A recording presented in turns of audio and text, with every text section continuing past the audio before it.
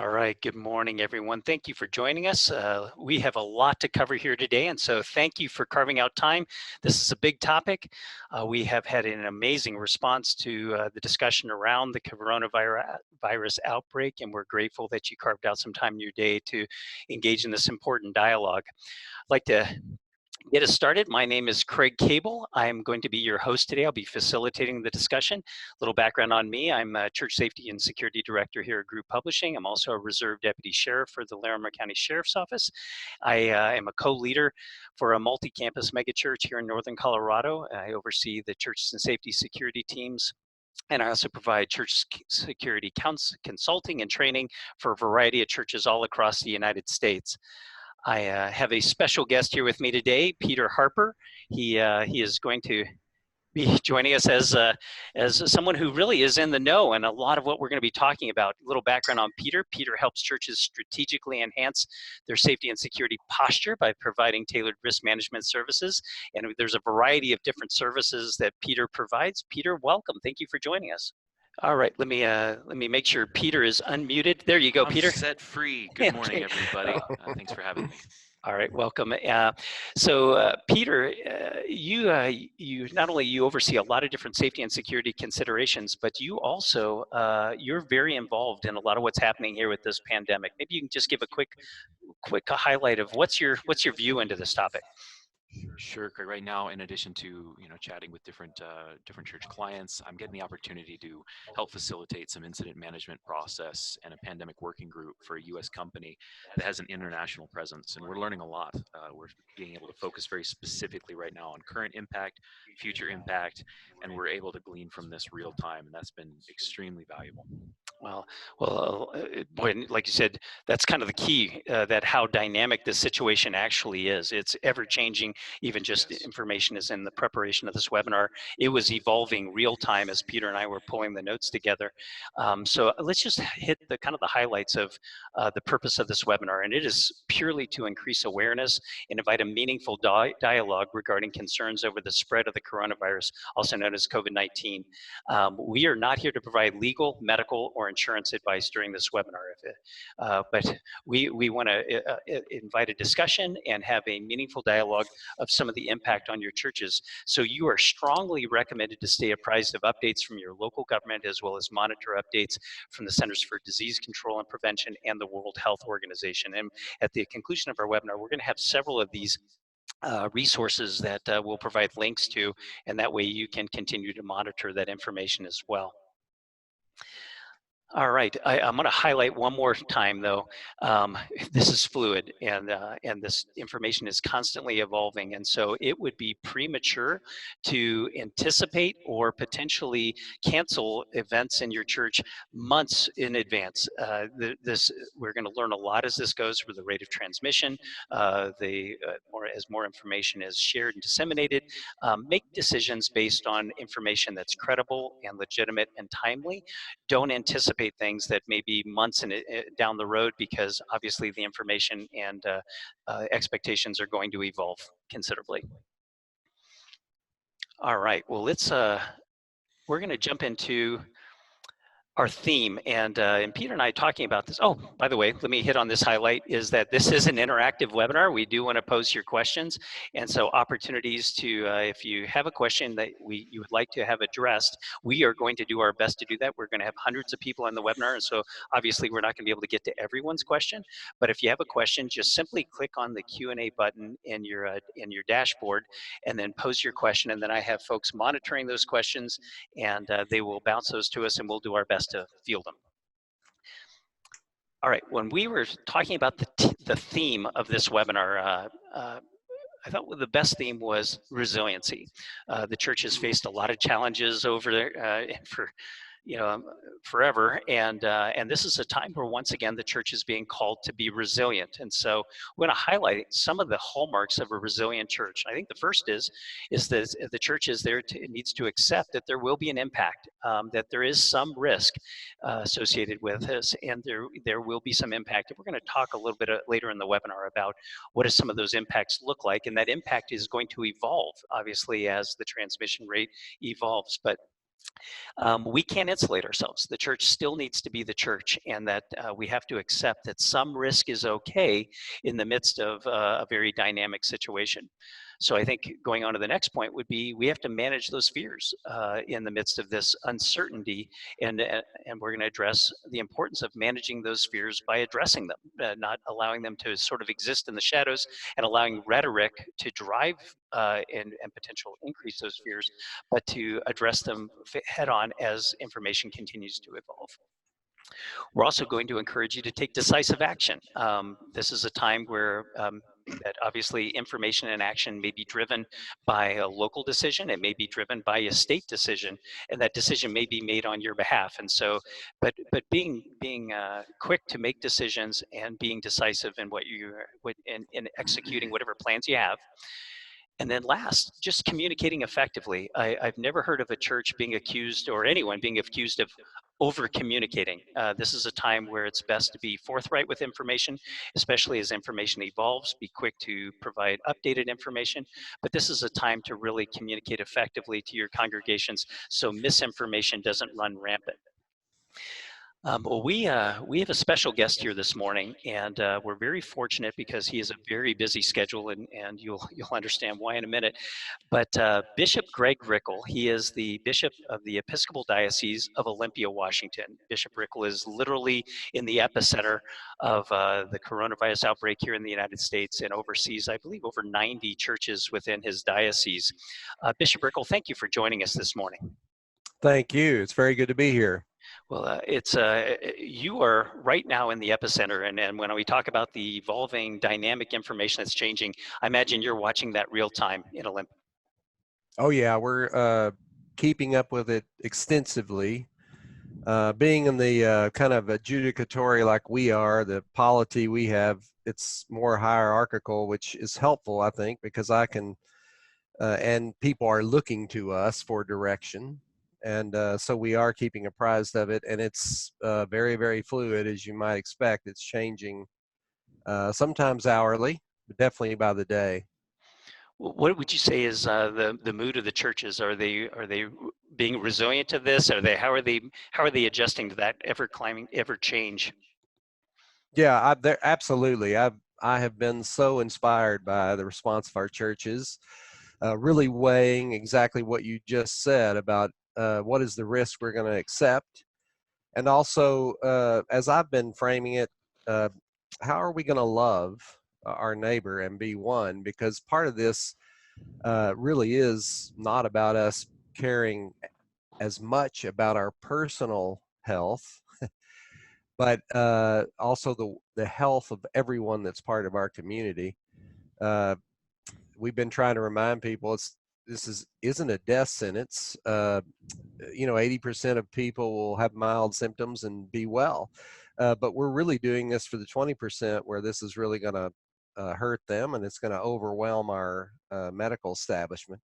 And people have really taken that well. They get that. They want to do everything they can to make it possible for us to get through that, but also to keep being the church, keep being the body of Christ.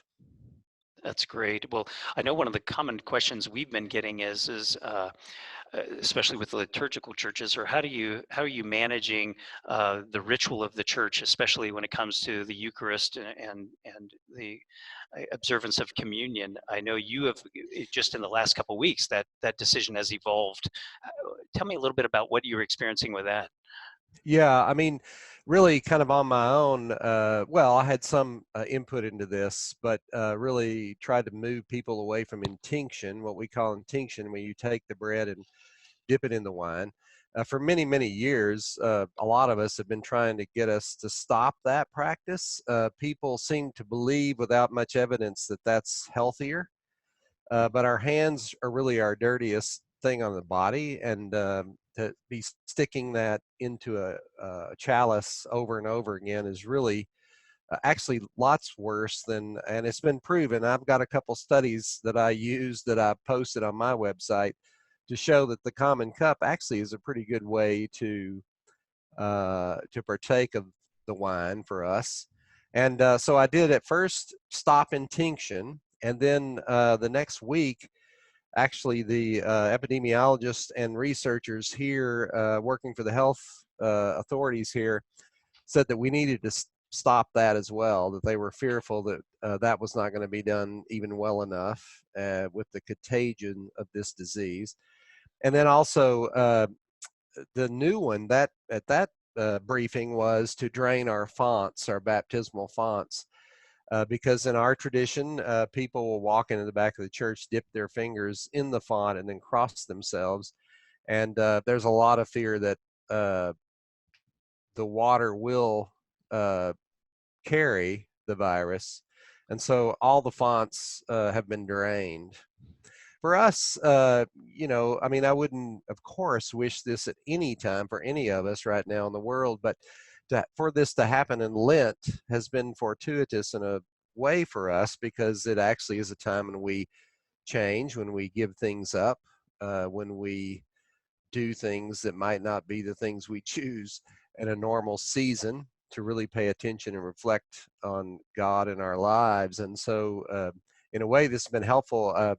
I shared earlier that because people somewhat feel deprived now of the wine, for instance, because they can't have that one of our churches actually took the chalice, consecrated it, put it on the altar for everyone to see, and the priest basically asked people to meditate on that chalice, look on that chalice for the next 5 minutes in silence, and think about all the people that you can help, and by not partaking of that, even if that's something you really want and you really miss. Because the point right now is for us to work together and not just do this for ourselves, but for those who would really be impacted heavily by getting this virus. Well, and I think that's hopefully people come away with that, is that it's there is a change. We need to adjust to that change and not to be hung up on the sacrament as the act, but seeing kind of an evolution of that.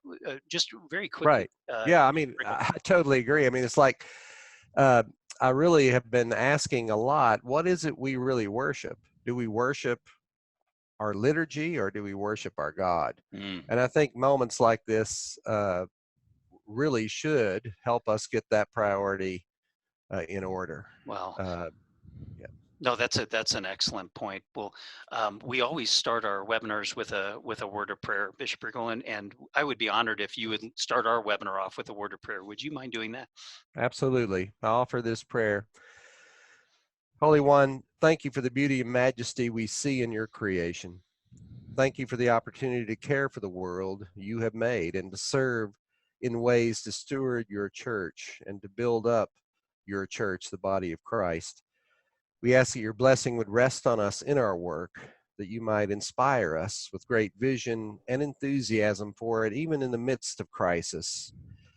We pray for all those who are affected by COVID-19, and we pray that you will give us the strength of mind and heart and will to do what we can do to be your body in the world and to help with this. Please bless the efforts of our hands, minds, and hearts, build up the bonds between us, and help us keep you at the center of all our work in ourselves and in our congregations and in all our daily life. And as we work together now, please guide us by your Holy Spirit and lead us into all truth. In the name of our brother Jesus, amen. Amen. Amen. Thank you, Bishop Riggle. Thank you for, I know you're very busy, and I appreciate you carving out time to be with us today. Absolutely. Thank you. We will continue to keep your diocese in our prayers, and just continue to just pray for God's hand in the continuing evolution of this discussion. Please do. Thank you. All right. Have a blessed rest of your day. Bless you. Bless you. All right. Well, thank you for what a great perspective. Is they are managing fears in the midst of being resilient in an area that's drawing a lot of attention. Peter, I would love for you to walk through a little bit of what are some ways to manage those fears. There's fears sort of rampant right now. The 24-hour news cycle is driving a lot of that. Absolutely. Just to touch briefly on the importance of leadership, and I know we're going to talk about communication later, but how awesome to hear from Bishop Greg, just the way his perspective, his mindset, but even his tone, even down to his tone.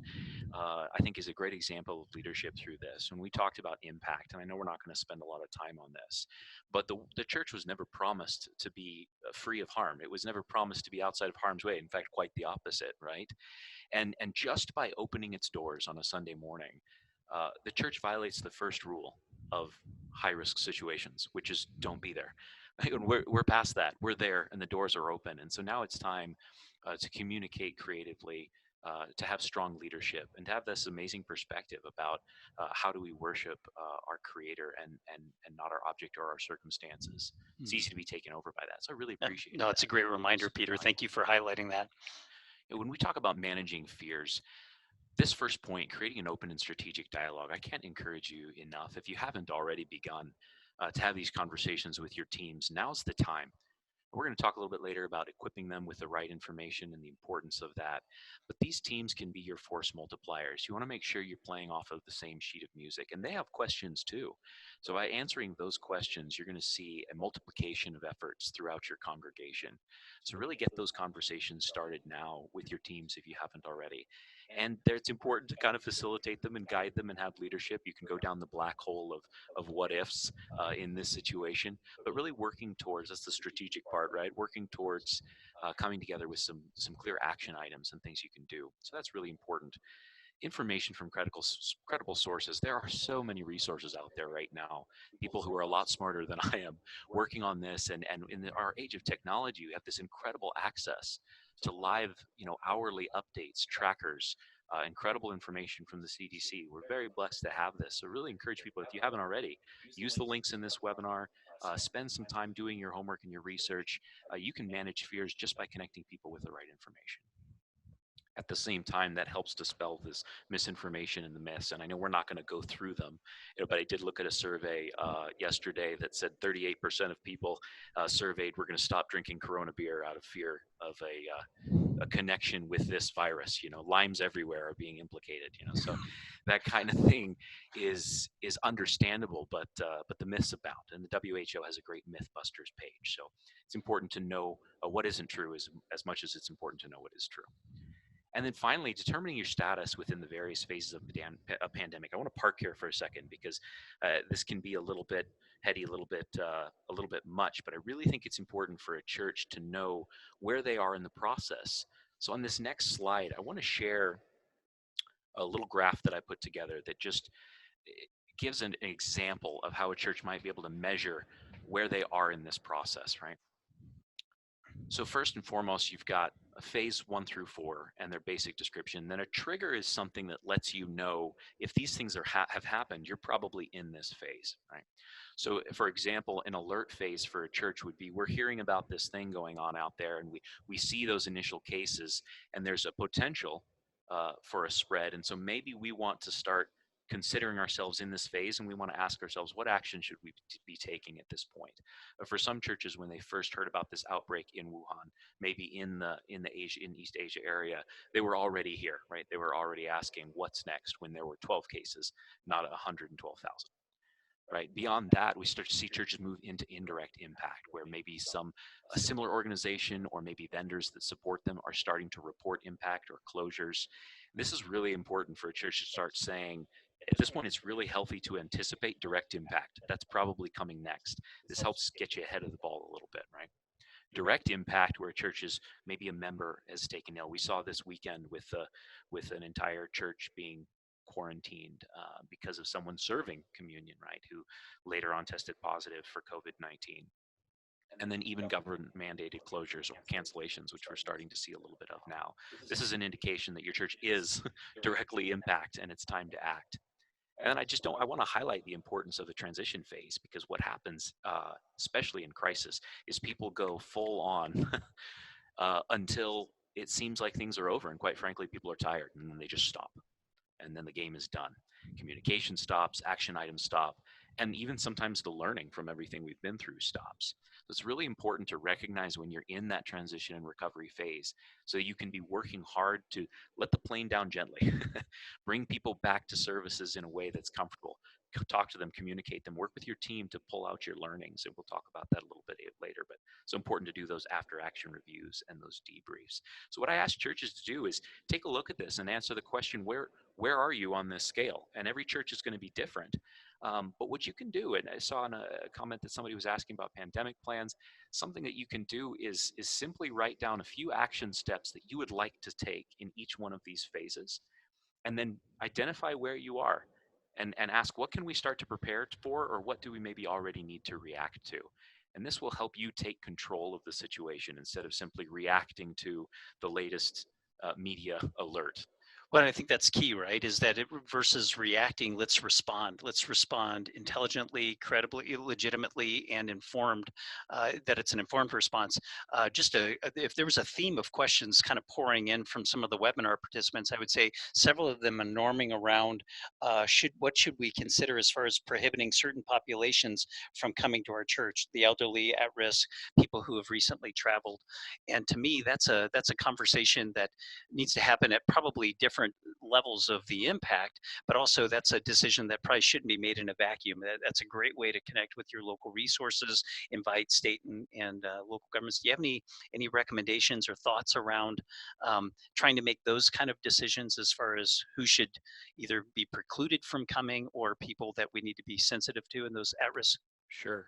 We're seeing vastly different responses, right? This this weekend, Italy is closed, which is something I never thought I'd say. Right, right. And so we have large scale, responses like that. It's really important for you to determine what's right for you at what time. Some groups are already preventing, and a lot of manufacturers are preventing people from visiting their areas.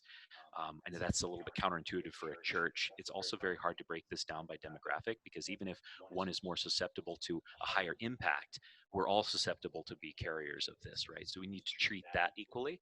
But I also think that having a plan, using a tool like this and referencing what action you're going to take, it gives a lot of credibility to whatever action you do decide to take. So when you make a decision, it's nice to show your work. If you're questioned on that, if you want to prove why you were doing that, it's nice to be able to say, this is the plan we were following, these are the action items that we chose to take, and this is why we did what we did, rather than we simply made that decision at the moment because it was the loudest thought in the room. Yeah, no, and our church is insured by Brotherhood Mutual Insurance Company, and so we're consulting them a lot around the discussions of what are some best practices that they're seeing, and so drawing on the experiences of others. And so I encourage churches that are looking at this also to consult their their insurance provider, any legal representation that they have, just because there's a lot of concern right now. In fact, there's probably a temptation to overreact because the fear of, if I don't overreact, it will be seen as an underreaction.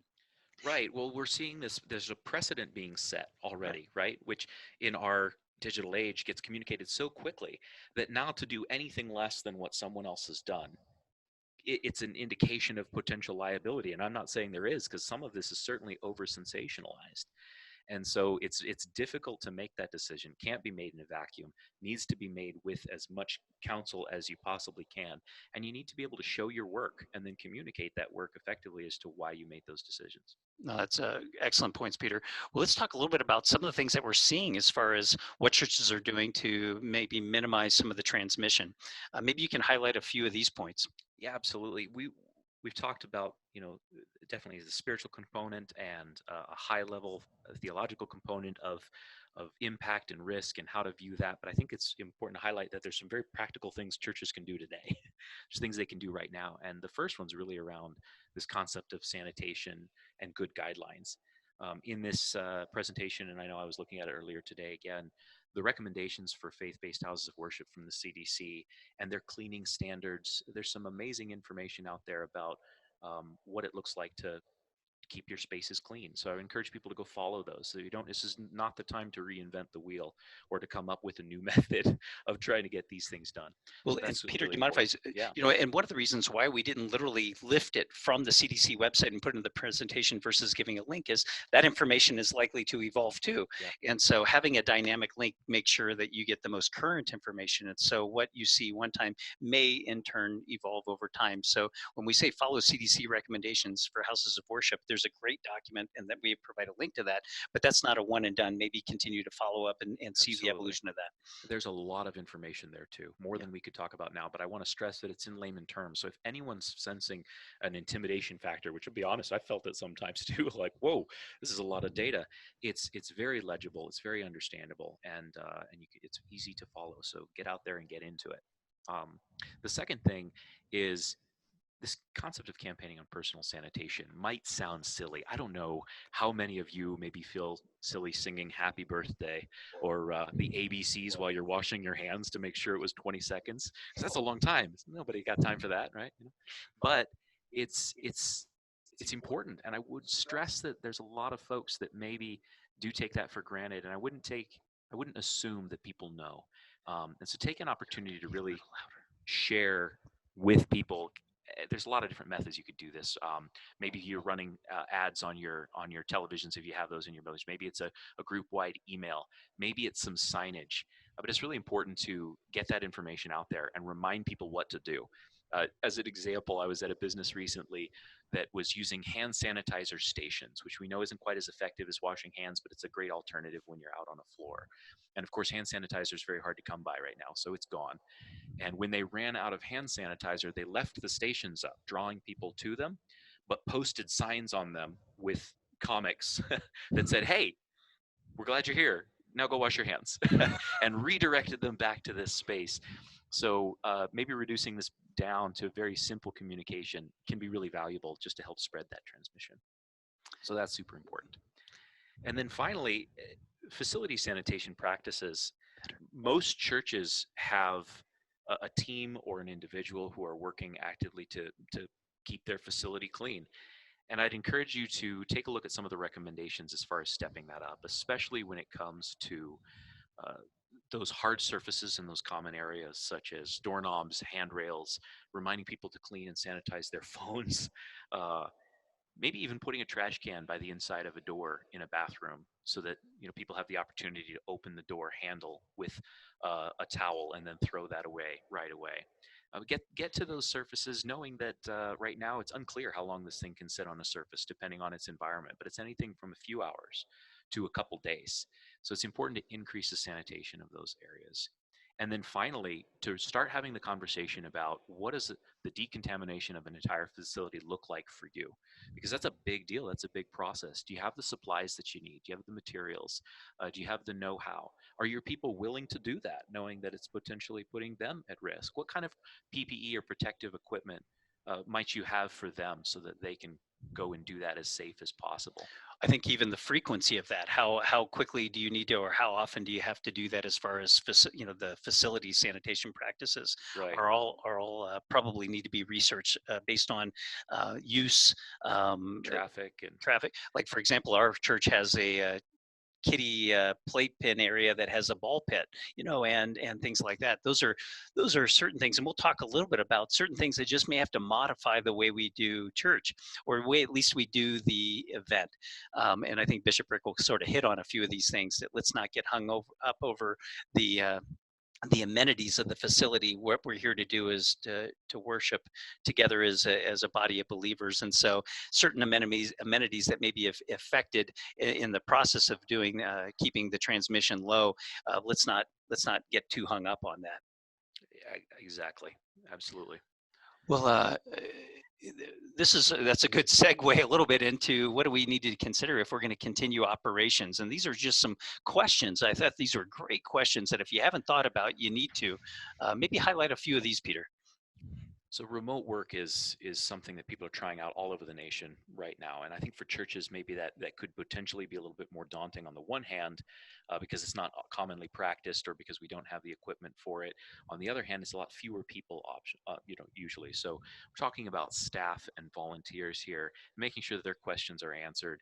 Making sure that they have the ability to get to what they need to. And maybe that's documentation. Maybe it's something as simple as asking your tech team or people who are volunteering in that capacity to stand up a secure VPN so that you can access the church's network, so that you can maintain operations if you need to self-quarantine, or even if the church chooses to proactively suspend operations for cleaning or for a certain period of time.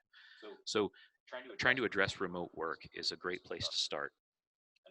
it's a good step, like a segue into this. Some of these things can be done before the drastic closures, right? I was talking to a church recently, and the first conversation that we had right out of their mouth, they said, "We're not closing." I said, Okay, that's all right. There's about 100 things that we can talk about before closure, and closure may be coming. But what about the rest of this as we incrementally work our way there? Especially as your staff maybe ask questions around compensation. Just familiarizing yourself with what your local laws are, going back through your own work policy so that you can communicate that effectively to them, making sure that people are taken care of. This can get messy around salaries versus hourly versus volunteer work and whether or not people have time off. And my point is not to stress that that's really what's important right now. My point is that working on those things in the middle of something else that is more important is a huge distraction. Churches that maybe get their first case and then try and start dealing with what's our policy for our staff that are paid or something like that, that can be a real distraction. So proactively maybe go after that to save yourself some stress and time later on. Services being held virtually. I know we're going to talk a little bit about tools for this, but what Yeah. a great opportunity to be able to post some messages online, even ahead of time, or to be able to live stream later. There's no reason that we can't continue some form of the service. Rick, you want to talk a little bit about the Yeah, yeah. This services is, we have? I would say, a lot of churches have really evolved, either recording the message and putting it up on YouTube after the fact, or actually live streaming. And I was surprised just in the research of this. We live stream our services. There is a lot of options, and will provide a link to a tutorial on how to do it that's specific to churches live streaming. And they give equipment recommendations. They give the different what's the practice, what are some of the concerns regarding hosting, and so that's a helpful link you'll see in our resources tab. But this could be, and some churches are probably thinking, well, we're a little small. Is this really necessary? We just wanted that to be an option. At least it's a conversation worth having. Is that can we continue to still be the church even if our doors are closed? And the answer is a resounding yes. It may look a little different. It's not the same as a lot of these major sports conglomerates are trying spectatorless sports, right? Where the teams play and no one's there. And that's not what this is. Most people have access to log in, to get online, to watch a video, to listen to a podcast. And so that's a great way to continue Yeah. operations. Which then begs the final point, is as far as facilitating the opportunity for people to still give, and while you're just, even if your church is continuing, the passing of the offering plate is probably one of those things you probably want to take a look at because of the transmission possibility. So this may be a great opportunity to do the thing that you've always been thinking about doing: is, can we create a convenient way to facilitate our congregation for giving online? And so this may be the catalyst driven by COVID-19, but this is probably a good practice to look at, because studies show that people appreciate that, the simplicity and the convenience of that. Sure. And not to mention the fact that often this group is talking about safety and security measures for churches and church teams that lead that ministry, right? And there are other benefits as well to providing more secure or different offline possibilities for giving to the church. So there can be additional benefit there. So this is a great time to look at those options. Absolutely. Well, let's talk a little bit. We've hit kind of on what if things are impacted, closures and cancellations, and there are certain practices that can be temporarily adjusted or suspended, and we've hit on a few of these right here. We have. This is really the big question, right? Right. When do we close? Give me a date. That's what we want to know. Or when do we need to cancel? And I understand that no one wants to do that. That's not ideal. Even just this weekend, when we saw this large quarantine from this church in DC, we can see that can happen, or that can be required of us, maybe even before we want to do it. It's better to have a plan for that and to be able to control some of the aspects of how that goes down, if at all possible. So again, incrementally walking into this, maybe we can start having the conversation around, are there things that we can step back? Travel, for example. Maybe there's some youth trips that we can reconsider right now. Hospital visits, that's really just obviously hospitals are an area that we want to reevaluate potentially. But I would just talk about external ministries in general. What are your outside ministries of your church? Where are they going? Where are they serving?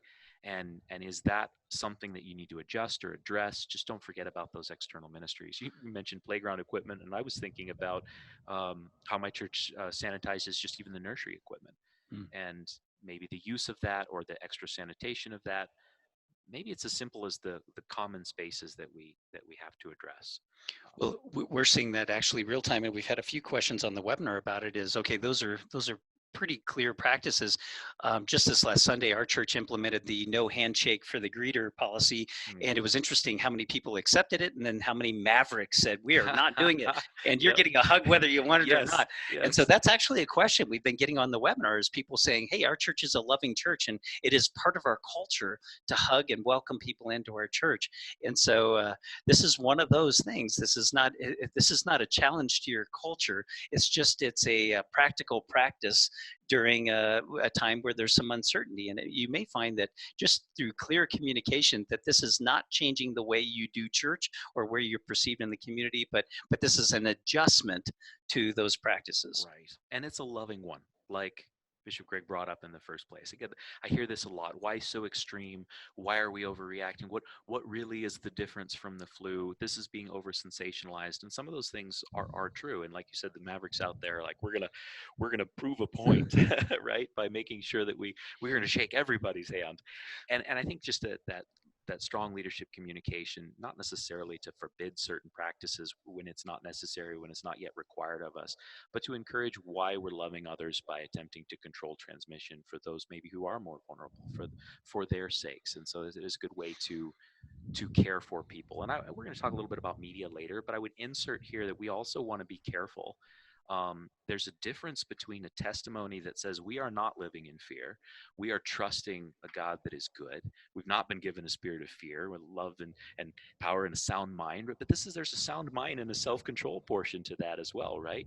Yeah. That says we're going to try to act in a way that is upstanding and represents our community well. The last thing we want to be is in the headlines saying negligent church spreads virus, as true or not. That's not where we want to be. Well, like for example, Craig Rochelle is currently quarantined, returning from a ministry trip in Germany. Can you imagine if Craig Rochelle came to church and thought, I think otherwise, and he comes to church and exposes his entire church? That is not the kind of press you want your church to get. So there should Exactly. be some prudence, obviously. Absolutely. And basically that leads into this concept of when it is time to close. And depending on where you are on the phases that we addressed earlier, or what's being asked of you or required of you from your community, this is going to be different across the board. But a couple points on when it is time to close. Work with that community. We're going to talk communication in a moment, but communicate with your local health officials. Call your city manager. Talk to them about what that might look like for you. Be open and clear. This is a great time for transparency. Be super decisive. And avoid vagaries. Really help the congregation. You'll boost confidence just by saying we are closing from this date to this date until future notice. This is how you can access that information. But I think the point we're trying to make, and we'll talk a little bit about communicating here in a second, but that have a plan of what you're going to do when it's time to close before you're at the precipice of closing. Correct. Now is the time. Whether or not, and going back to your chart of showing where you are in the impact area of this pandemic, people who haven't been directly impacted, now's the time to start having these conversations, because there is a possibility and a high likelihood that your community will be impacted with more of a direct impact, at least at the rate of transmission we're seeing. Correct. And it's important. Maybe your church already has people who are impacted, or people who have other needs outside of COVID-19 entirely. So being decisive, being clear, planning your communications out, knowing how are you going to stay in touch with those people who have needs in your church. How are you going to build that in? And then I would also say that if you are going to close your building, again, since we are security experts by trade, give some consideration to maybe how you can do that ahead of time in a way that protects your building, that secures your valuables, that turns things off that don't need to be on. I was at a church recently that had all their church information on a flat screen TV just inside the window, running while it was closed and no one was there. How do we limit access to things that don't need to be there if we are going to be closed for an extended period of time? So don't forget about the practicals. Yeah. Like you said, that'd be easy to oversee. Yeah, that segues great into just, so then how do we communicate all that information effectively? Yeah, well, let's hit on those. There's kind of, you have a whole hierarchy of the different things, but once going back to you, I feel you can't over communicate because once again, as information is changing, but you can't assume everyone's in the know, and we're already seeing it with the myths around COVID-19. Somehow, somewhere, the information got out that toilet paper is a critical Right. element of this. Yes, toilet paper and chicken, Craig, in my area. Ironically, okay. Yes, toilet paper, chicken, and hand sanitizer is no longer available. So maybe you can hit on some of these areas. We want to make sure that we communicate effectively too. When we first started out and we talked about equipping your staff and volunteers, keeping those lines of communication open here are going to be key because people are going to start coming to them. And this is also a chance for you to manage the narrative and the message that you want to connect with your church's mission. You want people to know that you're taking the steps you're taking because you want to be wise, because you're loving people, because you're connecting them with the right information. And so really equip your staff and your volunteers. Maybe it's a line, maybe it's links to resources, maybe it's a handout. Help them know what to say to other people. And so that's your first line of communication, right? Secondly, to the congregation, by whatever method you choose to do this, some consistent and regular communication will be very much appreciated. That transition phase where we said sometimes in crisis management efforts just drop off, this is a perfect example of that. One of the main complaints from people who are involved in an incident like this are they just stop talking to us. I was getting this rush of information that actually gives people a little bit of a high, and then all of a sudden it just ends. And they're not quite sure what that means. So again, land the plane gently, keep communications going.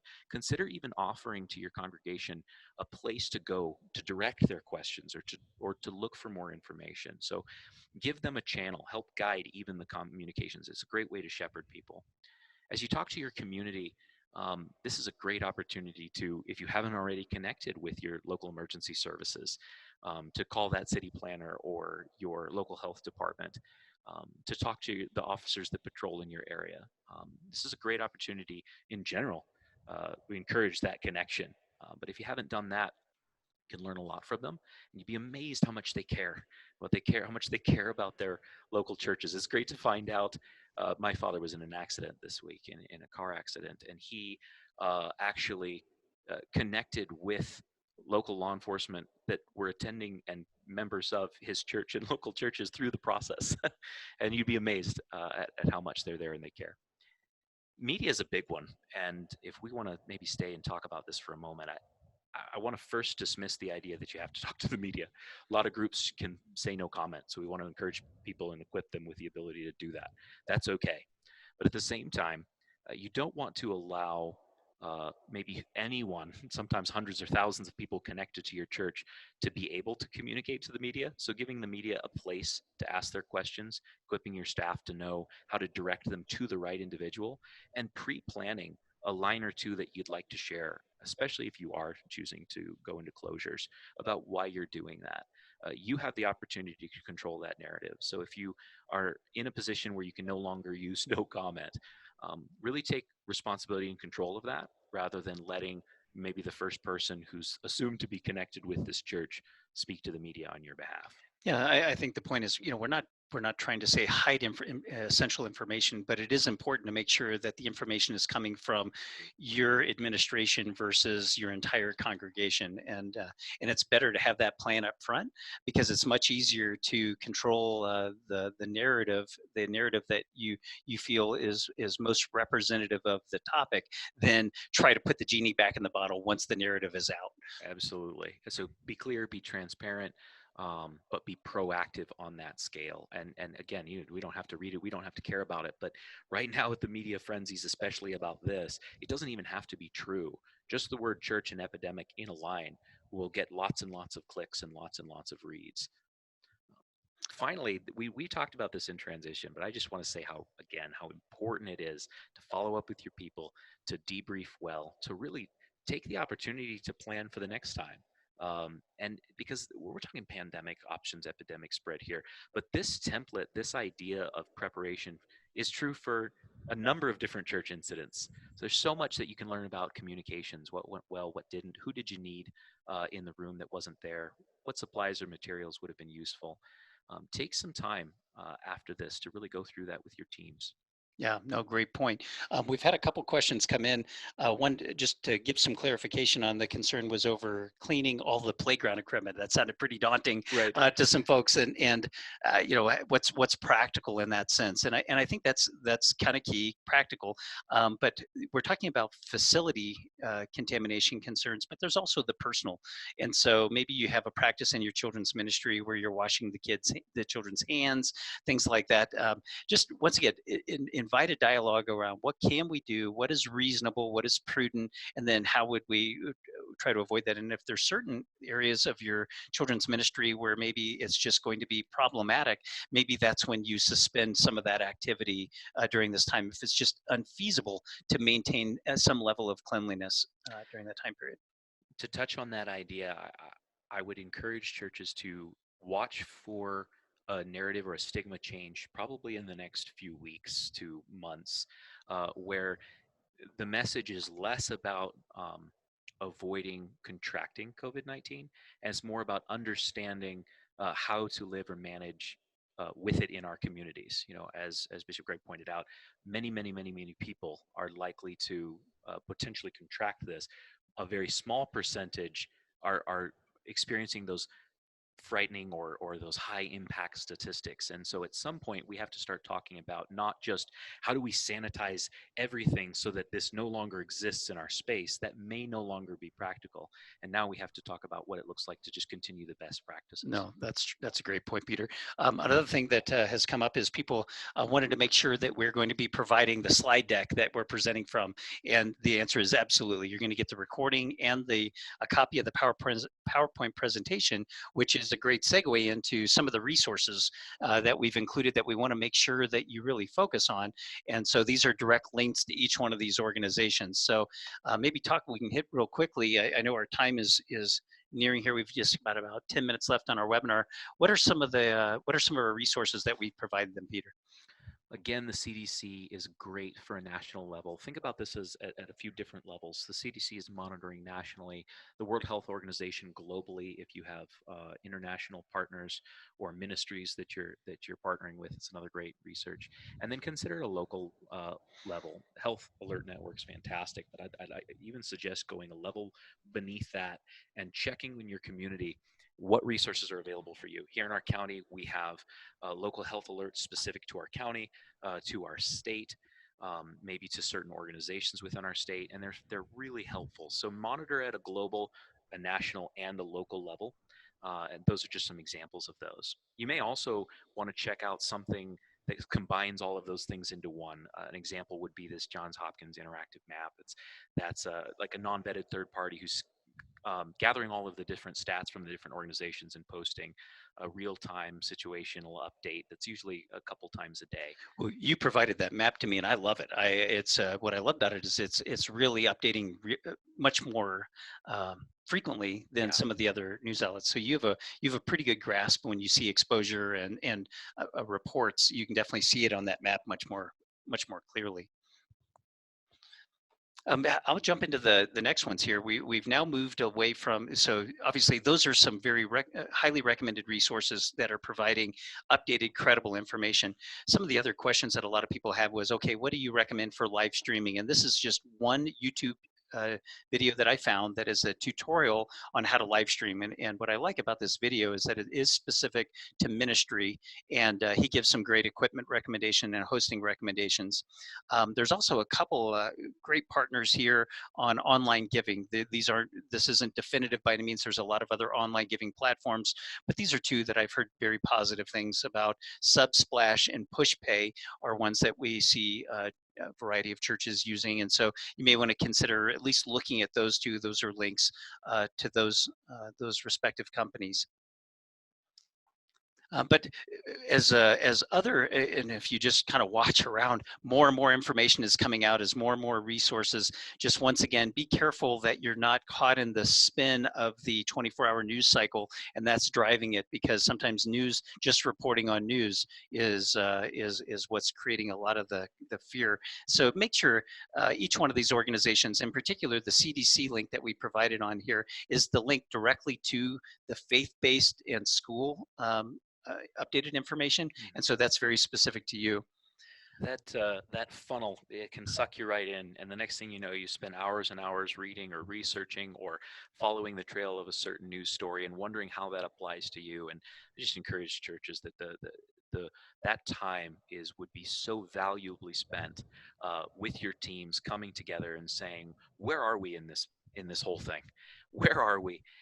And what can we be doing right now, both proactively or maybe we need to already respond, and then based off of the actions that we need to take, how are we going to go out and communicate that to our teams effectively?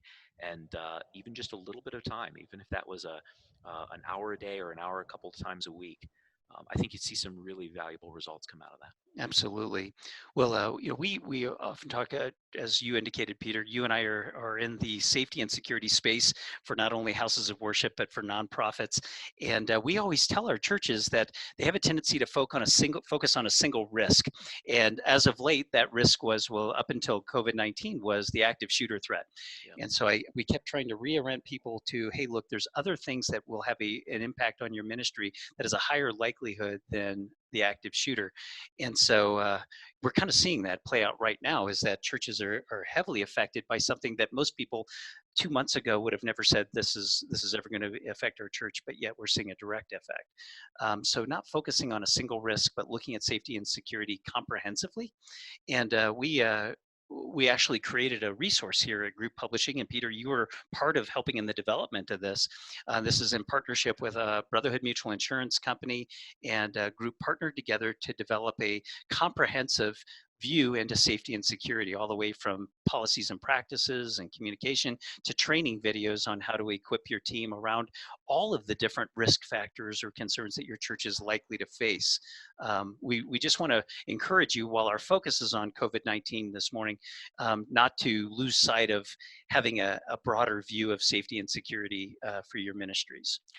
And Greg, I can't say enough about this kit, and getting to see the heart and the mind that went into behind the scenes, watching you and your teams build this thing, and knowing the care and the concern and the intentionality to creating really valuable resources for the church really impressed me. There's nothing else like this out there that I have seen. So I use this. I have one. I use it with my clients, and the response has been amazing. People often ask me, well, if only I had some scenarios that I could refer to, or if only there were some templates about some documentation, or if only I could get some videos that I could just show my team, because I'm not good at maybe leading those presentations, and usually I just push that kit towards them. It's all in It's there. all in there. So it's been really amazing tool. Excellent. Well, we sure appreciated all of your insights and expertise that went into developing, especially the risk end of things. You were instrumental in informing those risk videos. We're also very fortunate. Peter and I go around the country training church safety teams and ministry leaders around a lot of the principles and practices that are in the kit. And so, if you'd like to know more about our regional training opportunities, there's the website, group.com/security training. If there's a training in your area, and we have several, you're going to be flying out here this week. You're going to be in Overland Park, Kansas. I'm actually going to be training in Washington State here in 2 weeks, and so we're experiencing this real time of going out and helping churches navigate these challenges. And so please look into the training opportunities, and if there's not one in your area, please feel free to reach out to us and ask about potentially hosting one in your area. We are looking for particular regions that are underrepresented when it comes to church security training, and we'd love to chat with you about that. Peter, if people want to get a hold of you, you have a wealth of knowledge and insights into this. I've got your contact information up here on the screen. If you want to get a hold of Peter or tap into your expertise on a consulting or a risk assessment level, this is the best way to reach you, via email or. Yeah, absolutely. You can call that number. That's actually goes directly to me. Happy to chat with anyone anytime, even if you're just brainstorming about, we don't know what we're doing, we're not quite sure where we are in this process. I'm very happy to have that conversation and see if I can help point you in the right direction. That's great. One of the final questions that we have, where they were wondering if they would be active links in the PowerPoint presentation that you're going to receive, if in the slide deck. Yes, they will be. We also included, obviously, the name of the organizations. If for whatever reason you're not able to tap into those hyperlinks, it's very easy. Once you navigate to those respective organization names, you're going to see very clearly where to navigate to get additional information. But yes, by all means, feel free to use those resources. Well, we are running out of our time here together today, Peter. Thank you for your wisdom and your insights and your experience and expertise. What an awesome privilege it is to be able to serve our churches in this capacity, and I just appreciate you being here today. Amen. It was great to be here. Thank you for having me and praying for our church nationally and globally. Well, would you mind if I just close today's webinar in just a brief word of prayer? That'd be great. All right. Father God, thank you. Thank you for this time, and thank you for Peter and all of those who spoke into the information we shared with you today. Father, I just pray for us to not lose sight of you in the midst of the chaos and the challenges that we're facing, and all of the just uncertainty, and just pray that your light shines into that. Guide our efforts, guide our messages, guide our words, guide our heart as we discern your will, plan, and purpose for our ministries. And just give this all to you, Father, because we are a resilient church, and you created that resilience in us. And just let us be your hands and feet, and your voice into this time. I pray this in your Son's precious name. Amen. Well, Peter, thank you again, and thank you all for joining us today. It's been a pleasure hosting this webinar for you. I just want to continue to encourage you, if you can continue to lift each other up in prayer, as we indicated in the graph. Different ministries and different communities are going to be impacted differently, and just let this be a time where we're just praying for the church at large, and that look for ways to support your community, minister to your community, and just continue to be the church. And just celebrate that God's present in all of this. Thank you again. Look for a link to the webinar recording. Look for the link to the PowerPoint presentation. We are going to rush this out as quickly as we can here today, so you can start sharing that. If you have any questions, feel free to reach back out to us, and we'll do our best to get responses for you. Thank you all. Take care, and God bless. Bye-bye.